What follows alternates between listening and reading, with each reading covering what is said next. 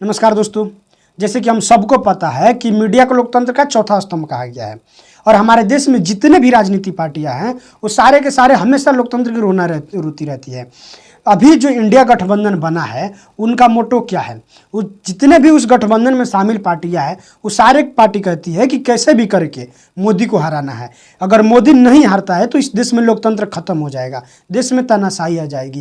यानी ओवरऑल अगर देखा जाए तो विपक्षी गठबंधन इंडिया का मेन मोटो लोकतंत्र बचाना ही है। तनिक कल्पना कीजिए दोस्तों कि लोकतंत्र को बचाने वाले लोग लोकतंत्र के चौथे स्तंभ का इस तरह से बाइकआउट करें, ये कहाँ तक उचित है? बिल्कुल उचित नहीं है। वैसे में हमारे देश में राजनीतिक पार्टियों द्वारा मीडिया को बैन करना, मीडिया पे प्रतिबंध लगाना, मीडिया का बाइकआउट करना, इसका इतिहास आज का नहीं है, इसका इतिहास बहुत पुराना है, जो कि आज तक यह परंपरा चली आ रही है। बात तो सही है। जब हमारे देश में इमरजेंसी लगा था उस समय हमारे देश के प्रेस का क्या हाल हुआ था वो सबको पता है। किस तरह से मीडिया को धमकाया गया था, उसके बिजली काट दी गई थी और कहा गया था कि सरकार के पक्ष में लीक हो। ये कांग्रेस पार्टी का रवैया जो कि सबको पता है अभी तक। लेकिन इस काम में बीजेपी पीछे थोड़ी है। बीजेपी ने 2014 से एनडीटीवी का बहिष्कार किया था, लेकिन उसने जो कारण बताया था उसका कारण दूसरा बताया था और आज जो कि इंडिया गठबंधन के कारण से बिल्कुल हटके है। अभी तो खबर मीडिया में यह भी आ रहा है कि बीजेपी ने एबीपी न्यूज के एंकर संदीप चौधरी के शो में अपना कोई प्रवक्ता भेज ही नहीं रही है, यानी उसका भी बहिष्कार कर रही है। बीजेपी जो करती है वो चुपके से करती है, लेकिन जो कांग्रेस पार्टी अभी इंडिया गठबंधन ने जो किया है वो मतलब एक ऐसा किया है कि पूरी शोर शराबा कर दिया। दोस्तों, हमारे देश में जितने भी राजनीतिक पार्टियां हैं वो सारे के सारे चाहते हैं कि मीडिया वाले उनके हिसाब से काम करें, मीडिया वाले जो वो राजनीतिक पार्टी चाहे वही बोले, मीडिया वाले उनके पक्ष में लिखे। यदि मीडिया वाले ऐसा नहीं करते हैं तो सीधी से एक ऑप्शन है कि उसको बाइकआउट करना है, यानी उनको धमकाना है। बाइकआउट करने का मतलब उनको धमकाना है, डराना है। खैर, इतना करने के बावजूद भी यदि राजनीतिक पार्टियां लोकतंत्र की दुहाई देती है, मेरे ख्याल से इससे ज्यादा बेशर्म कुछ हो भी नहीं सकता है। ये बड़ी अच्छी बात कही आप। खैर, ये जो 14 न्यूज एंकरों का इंडिया गठबंधन ने बहिष्कार किया है और उसके पक्ष में तर्क दे रहा है कि ये लोग नफरत फैलाते हैं। पवन खेरा जी कह रहे हैं कि रोज शाम 5 बजे से कुछ न्यूज चैनलों पे नफरत की दुकानें सजाई जाती है। हम नफरत के बाजार के ग्राहक नहीं बनेंगे। हमारा उद्देश्य है कि नफरत मुक्त भारत। बड़े भारी मन से यह निर्णय लिया गया है कि कुछ एंकर्स के शो और इवेंट में हम भागीदार नहीं बने। हमारे नेताओं के खिलाफ अनर्गल टिप्पणियां, फेक न्यूज आदि से हम लड़ते आए हैं और लड़ते रहेंगे, लेकिन समाज में नफरत नहीं फैलने देंगे।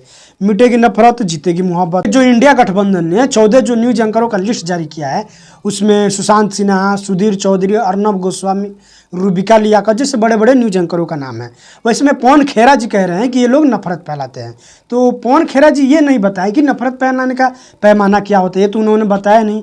वैसे में दोस्तों, मोटा मोटी यदि लॉजिक के साथ देखा जाए तो ये जितने भी न्यूज एंकरों को इंडिया गठबंधन ने बहिष्कार किया है वे सारे के सारे इंडिया गठबंधन के पक्ष में खबर नहीं दिखाते हैं। मोटा मोटी लॉजिक यही है, क्योंकि आप देखिए सुशांत सिन्हा जी और सुधीर चौधरी जी ये तो डिबेट करते ही नहीं, इनके समय तो इनके प्रवक्ता जाते नहीं, फिर भी इनको बहिष्कार किया गया है।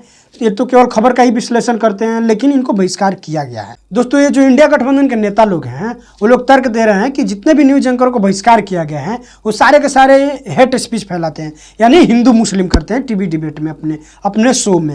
लेकिन अब जरा बताइए कि हिंदू मुस्लिम देश के नेता करते हैं या मीडिया वाले करते हैं? मीडिया वाले तो वही करते हैं जो इस देश के नेता लोग बोलते हैं, मीडिया वाले तो वही दिखाते हैं कि इस देश के कौन से नेता क्या बोले। अब जरा बताइए कि हिंदू मुस्लिम कौन कौन नेता कर रहे हैं। स्वामी प्रसाद मौर्य ये हिंदू धर्म के बारे में क्या बोलते हैं सबको पता है। इतना ही नहीं, उदयनिधि स्टालिन जो हाल ही में क्या उन्होंने कहा है। इतना ही नहीं, चंद्रशेखर जो बिहार के शिक्षा मंत्री हैं वो क्या बोल रहे हैं कि हिंदू सनातन धर्म, हिंदू धर्म के बारे में बार बार वो किस तरह के टिप्पणियाँ करें तो सबको पता है। इतना ही नहीं, कांग्रेस पार्टी के अध्यक्ष मल्लिकार्जुन खड़गे जी भी कह रहे थे कि यदि मोदी आ जाएगा तो फिर से सनातन धर्म का राज हो जाएगा। अब जरा बताइए, और उनके बेटे भी क्या करें ये सबको पता है। मतलब ये लोग चाहते हैं कि ये लोग कितना भी तुष्टिकरण का राजनीति करें, यानी हमारे देश के नेता लोग कितना भी तुष्टिकरण का राजनीति करें और मीडिया वाले उस खबर को चलाए तक नहीं, उस पर कोई अपना डिबेट भी ना करे, कोई विश्लेषण भी ना करे। मोटा मोटी ये लोग यही चाह रहे हैं। इंडिया गठबंधन की इस कारनामे पे सुशांत सिन्हा जी ने बहुत ही मजेदार एक ट्वीट किया है। मेरे ख्याल से ट्वीट को सबको देखना चाहिए। सुशांत सिन्हा जी लिख रहे हैं कि लड़की लड़के से मिली तक नहीं, चैट नहीं करती, कोई रिश्ता नहीं, लेकिन लड़के ने एक तरफा ब्रेकअप का ऐलान करते हुए कह दिया है कि मैं अब उससे कभी नहीं मिलूंगा।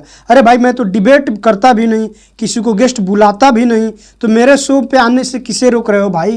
ये तो बात बिल्कुल सही है। सुशांत सिन्हा जी तो कभी डिबेट करते भी नहीं है, वो तो न्यूज़ का पाठशाला एक नामक शो में आते हैं। सुशांत सिन्हा जी एक और बहुत ही मजेदार ट्वीट किया है। वह लिख रहे हैं, सनातन के खिलाफ नफरती बयान देने वाले उदयनिधि के पार्टी डीएमके हैं। दिल्ली दंगों में नफरती हिंसा फैलाने वाले पार्षद ताहिर हुसैन की पार्टी आम आदमी पार्टी है। बंगाल में भयानक हिंसा जिस पार्टी के राज्य में बार बार हुई वह टीएमसी है। हालिया न्यू हिंसा के मामले में गिरफ्तार विधायक मामन खान की पार्टी कांग्रेस है। केरल और बंगाल में भयावह हिंसा का ट्रैक रिकॉर्ड रखने वाली लेफ्ट पार्टियां हैं। यूपी बिहार के लोगों के लिए हिंसक एक्शन तक करने वाली पार्टी शिवसेना है। और ये लोग दूसरों को बैन करने निकले हैं नफरत मिटाने के नाम पे। गजबे है भाई। बात तो बिल्कुल ये भी सही है। कैसे इंडिया गठबंधन के नेता लोग चाह रहे हैं कि खबर हमेशा उनके पक्ष में दिखाया जाए, उन जो कह रहे हैं वो लोग उसमें जो गलत है वो न दिखाया जाए, कैसे उनके पक्ष में लिखा जाए, मीडिया पे किस तरह से कंट्रोल करना चाहते हैं, वो तो इनके निर्णय में स्पष्ट झलक रहा है। दोस्तों, अमिश देवगन ने भी एक बहुत ही मजेदार ट्वीट किया, उनका ट्वीट हमें पढ़ना चाहिए।